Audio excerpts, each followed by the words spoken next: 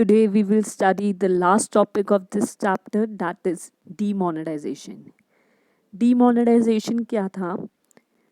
जैसे कि हम सब जानते हैं, हमारे प्राइम मिनिस्टर श्री नरेंद्र मोदी ने 8 नवंबर 2016 में क्या किया था? एक अनाउंसमेंट की थी. क्या अनाउंसमेंट की थी? That the circulation of 500 and 1000 notes shall be banned from the midnight of that day. And सभी लोगों को कहा गया था कि 500 एंड 1000 के जितने भी आपके पास नोट हैं उन्हें अपने बैंक अकाउंट्स में डिपॉजिट कराया जाए. एंड जो लोगों को था कि बहुत ही एक लिमिटेड अमाउंट तक जो पैसे थे वो विड्रॉ भी कर सकते थे, लेकिन एक लिमिट लगाई गई थी हर एक पर्सन के विड्रॉल लिमिट में. एंड एक टाइम लिमिट दिया गया था लोगों को कि आपको उस टाइम लिमिट तक जो थे 500 एंड 1000 के नोट्स जो थे अपने डिपॉजिट करवाने थे in their bank account. This was a major step taken by the BJP government at that time. Majority उस टाइम पे 2016 में क्या थे, 500 एंड 1000 के नोट्स जो थे सर्कुलेशन में थे. After the ban of these notes approx 86% currency जो थी सर्कुलेशन में इकोनॉमी में वो विड्रॉ हो गई थी, बिकॉज मेजॉरिटी लोग जो थे वो 500 एंड 1000 के नोट्स ही यूज़ कर रहे थे. सो हम एक एक करके स्टडी करेंगे फीचर्स ऑफ डीमोनेटाइजेशन में कि ये डीमोनेटाइजेशन का कॉन्सेप्ट क्यों लाया गया by our prime minister Shri Narendra Modi ji. Let us study the features one by one. First feature is bringing the money into the tax net. इसका मतलब क्या हुआ? बेसिकली ओल्ड नोट्स का बैन करने का मतलब था कि अगर ओल्ड नोट्स बैन हो जाएंगे तो लोगों को कहा गया था कि उनको जो है अपनी मनी 1000 एंड 500 के नोट्स बैंक में डिपॉजिट कराने थे. तो जो लोगों ने ब्लैक मनी अर्न की थी, ब्लैक मनी को हिंदी में हम जनरल लैंग्वेज में जो कहते हैं वो ये कहते हैं कि 2 नंबर का पैसा. ब्लैक मनी जो थी, अब क्योंकि किसी काम की नहीं थी, लोगों के घरों में जो 500 और 1000 की ब्लैक मनी के नोट्स पड़े थे किसी काम के नहीं रहे थे, बिकॉज कहीं भी बैन होने के बाद एक्सेप्टेड नहीं थे वो नोट्स. तो ये स्टेप इसलिए किया गया ताकि लोग जो है अपनी ब्लैक मनी बैंक में लेके आए. बैंक में लाने के बाद उनका क्या होगा, अल्टीमेटली बैंक, हम सब जानते हैं बैंक को आधार कार्ड के साथ लिंक करवाया गया है. तो वो क्यों करवाया गया था? ताकि जब लोग बैंक में डिपॉजिट कराएं ब्लैक मनी तो वो डिस्क्लोज हो सके. डिस्क्लोज होने का हमें बेनिफिट क्या मिलता, गवर्नमेंट को बेनिफिट क्या मिलता? तो वो हमारा नेक्स्ट पॉइंट आ जाता है, that is controlling the tax evasion. Black money जब बैंक में डिपॉजिट होती तो गवर्नमेंट का क्लियर इंटेंशन, क्लियर एक मैसेज था टुवर्ड्स द पब्लिक कि आप जितनी मर्जी ब्लैक मनी अर्न करके अपने घर पे स्टोर कर लो, बट कभी ना कभी आपको उसको डिस्क्लोज करना पड़ेगा. एंड डिस्क्लोज करके उस इनकम को आपको टैक्स एंड पेनाल्टी जो भी उस पर बनती है वो आपको पे करनी ही पड़ेगी. तो अल्टीमेटली एक क्लियर जो था गवर्नमेंट का स्टेप था टुवर्ड्स द पब्लिक, एक वार्निंग दी गई थी उनको कि ऐसी चीज़ें टॉलरेट नहीं करी जाएंगी. कभी ना कभी आपको ब्लैक मनी जो है डिपॉजिट करा के सोर्सेज भी डिक्लेयर करने पड़ेंगे कि कहाँ से आपने ये कमाया, एंड उन पर जो टैक्स एंड पेनाल्टी बनती है वो भी पे करनी पड़ेगी. Next was mobilising the saving. हम सब जानते हैं इंडियन हाउस होल्ड्स में एवरी हाउस होल्ड जो है वो कुछ ना कुछ पैसे सेव करके रखता है in the form of cash. So main government का पर्पस था कि सेविंग्स करो लेकिन बैंक अकाउंट में रखो. क्या होगा, बैंक में जब पैसे डिपॉजिट कराओगे तो बैंक के पास ज़्यादा मनी अवेलेबल होगी. किस चीज़ के लिए? बैंकिंग सिस्टम में जो लाया जाएगा अगर पैसे, तो आइडल घर पे तो आइडल ही पड़े रहते हैं. एक तो आपको अगर आप बैंक में डिपॉजिट कराओगे आपको इंटरेस्ट मिलेगा, प्लस बैंक के पास ज़्यादा पैसे अवेलेबल होंगे, तो ज़्यादा जो है बैंक्स लोन्स दे पाएंगे, राइट. बैंक्स लोन भी दे पाएंगे, बैंक्स आगे इन्वेस्टमेंट भी कर पाएंगे उस मनी को यूज़ करके. सो एक प्रोडक्टिव पर्पस के लिए जो मनी है वो यूज़ की जाएगी अगर बैंक में जो है पैसे को हम डिपॉजिट कराएंगे. फोर्थ फीचर जो गवर्नमेंट का था, हमारा purpose why demonetization was done, that was economy को प्रमोट करना कि जो इकोनॉमी है वो लेस कैश यूज़ करे एंड मोर डिजिटली जो कैश को है ट्रांसफ़र करे. फिजिकल ट्रांसफ़र ऑफ कैश जो था उसको रिड्यूस करने के लिए ये स्टेप लिया गया था. लोगों को इनकरेज किया गया कि वो डिजिटली अपने फंड्स को ट्रांसफ़र करें। जब डीमोनेटाइजेशन हुआ था, बिकॉज मेजॉरिटी लोगों के पास कैश 500 एंड 1000 नोट्स का ही होता था, तो लोगों को इतना ज़्यादा डिफ़िकल्टी हो गई थी। तब मेजॉरिटी लोगों ने क्या किया था, इंटरनेट बैंकिंग का यूज़ करना शुरू कर दिया था, एटीएम कार्ड्स का यूज़ करना शुरू कर दिया था। बहुत सारे हमारे पास डिजिटल ऐप्स, गूगल पे, पेटीएम, ऐसे जो ऐप्स थे बहुत फास्टली यूज़ में आने लग पड़े थे।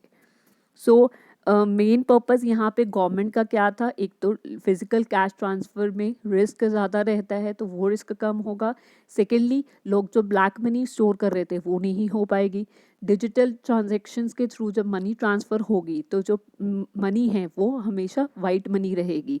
गवर्नमेंट को टैक्सेस मिलते रहेंगे, पेनल्टीज़ का नौबत ही नहीं आएगी, बिकॉज टाइमली गवर्नमेंट को टैक्सेस मिलते रहेंगे, राइट। एंड पब्लिक को क्या बेनिफिट मिलेगा कि पब्लिक की भी जो मनी है वो वाइट मनी बन के रहेगी। एंड सेकेंडली, जो रिस्क रहता है कि चोरी हो जाती है कैश, वो चीज़ें भी ख़त्म हो जाएंगी। यस, इंटरनेट बैंकिंग के ऑलरेडी इंटरनेट यूज़ करने के, इंटरनेट बैंकिंग एटीएम यूज़ करने के जो डिसएडवांटेजेस भी कुछ रहते हैं, बिकॉज अब फ्रॉड, इंटरनेट जो फ्रॉड्स है वो भी होने लग पड़े हैं इंटरनेट पे भी काफ़ी, जिसे हम फिशिंग बोलते हैं। लोग इंटरनेट फ्रॉड्स जो करते हैं उस पर वेरियस टाइप के फ्रॉड्स होने लग पड़े हैं, बट स्टिल जो है it is much better than physical cash. Next जो था हमारा लाया गया, that was replacing the old currency with the new one. That means 500 and 1000 के नोट्स जो बैन किए गए उनके रिप्लेसमेंट में हमारे पास न्यू करेंसी आई। न्यू करेंसी में हमारे पास नए 500 के नोट्स आए एंड 1000 के रिप्लेसमेंट में 2000 रुपीज़ का नोट लाया गया।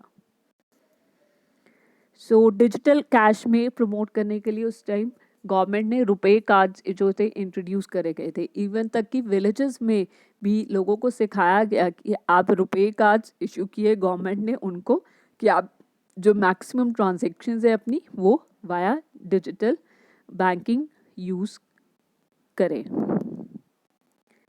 सो that was the features of demonetization basically. And अब हम पढ़ेंगे नेक्स्ट टॉपिक कि इम्पैक्ट क्या पड़ा डीमोनेटाइजेशन का इकोनॉमी पे। फर्स्टली, द इकोनॉमी जी थी वो डिजिटल ट्रांजैक्शन इकोनॉमी बन गई। जैसे मैंने आपको ऊपर डिस्कस किया कि जो डिजिटल इन्वॉल्वमेंट थी कैश की वो ज़्यादा होने लग पड़ी। मेजॉरिटी लोग जो थे internet banking, ATM cards and such various internet के थ्रू जो पेमेंट ट्रांसफ़र थे वो करने लग पड़े। जो कैश ट्रांजैक्शन थी, फिजिकल कैरी ऑफ कैश का जो काम था वो कम होने लग पड़ा। डिपॉजिट्स में काफ़ी ज़्यादा इंक्रीज आया। बहुत ज़्यादा लोगों ने, मेजॉरिटी जो 86%, क्योंकि सर्कुलेशन में थी मनी, तो approx 86% of the circulation notes जो थे वो बैंकिंग में डिपॉजिट्स हुए।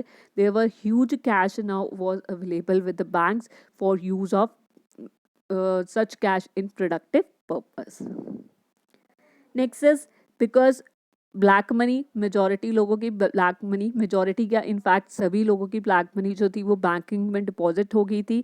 तो काफ़ी लोगों को जो सभी लोगों को क्या करना पड़ा, अपने इनकम सोर्सेस को डिक्लेयर करना पड़ा कि कहाँ से उन्होंने ये इनकम अर्न की है, एंड उनको उस पर उन टैक्सेस पे करने पड़े, पेनल्टीज पे करनी पड़ी। तो जो हमारी इनकम टैक्स की कलेक्शन जो थी वो काफ़ी ज़्यादा राइज हो गई थी। There was an increase in the collections of taxes. Private sector का जो रोल था वो काफ़ी ज़्यादा रिड्यूस हो गया था। उनकी जो वेल्थ थी वो काफ़ी ज़्यादा डिक्लाइन हो गई थी, बिकॉज ओल्ड नोट्स जब बैन हो गए थे उनकी जो प्रॉपर्टी थी उनके पास, उनके प्राइसेस काफ़ी ज़्यादा गिरने लग पड़े थे। तो प्राइवेट सेक्टर की जो वेल्थ थी काफ़ी रिड्यूस हो गई। There was a huge impact on the private sector. उनकी जो इन टर्म्स ऑफ नेटवर्थ थी वो काफ़ी ज़्यादा रिड्यूस हो गई थी। इंक्रीज इन टैक्स कलेक्शन, मैंने आपको जैसे प्रीवियस पॉइंट डिक्लेयर्ड इनकम में बताया कि इनकम जब डिक्लेयर हुई तब उनको अब टैक्सेस एंड पेनल्टीज पे करने पड़े। तो गवर्नमेंट के पास टैक्स कलेक्शंस जो थी वो काफ़ी हैवी टैक्स कलेक्शंस की उन्होंने ब्लैक मनी पे। लास्टली, प्रॉपर्टी के प्राइसेस डिक्रीज हो गए, रियल एस्टेट सेक्टर जो था काफ़ी डाउन चला गया था, बिकॉज हम सब जानते हैं जितनी भी अनअकाउंटेड मनी होती है, ब्लैक मनी होती है, वो लोग यूज़ करते हैं प्रॉपर्टी परचेज करने में। बिकॉज अब वो सब ब्लैक मनी लोगों की बैंक में डिपॉजिट हो चुकी थी, लोगों के पास पैसे नहीं थे, कोई भी प्रॉपर्टी नहीं खरीद रहा था, तो रियल एस्टेट सेक्टर जो था काफ़ी डाउन चला गया था इन 2016 when the demonetization was announced. So in conclusion अगर हम ये निकालें कि डीमोनेटाइजेशन क्या है, डीमोनेटाइजेशन एक बैन लगाती है गवर्नमेंट सर्कुलेटेड नोट्स पे, इकोनॉमी पे, ताकि जो लोग हैं ब्लैक मनी का कॉन्सेप्ट जो है उसको मिनिमाइज किया जा सके, लोग दो नंबरी पैसा कम जोड़े, ठीक है।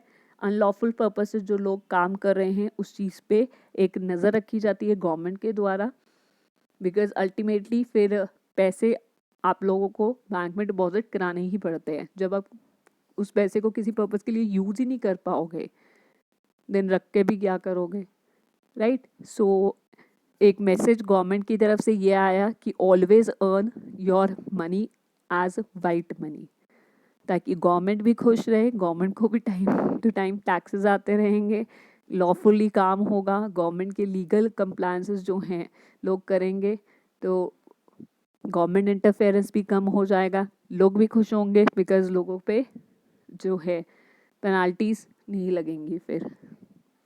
सो जो काम करो हमेशा वाइट मनी में करो, ताकि तुम भी सुखी रहो और गवर्नमेंट भी सुखी रहे। So that's the end of our chapter. Thank you so much.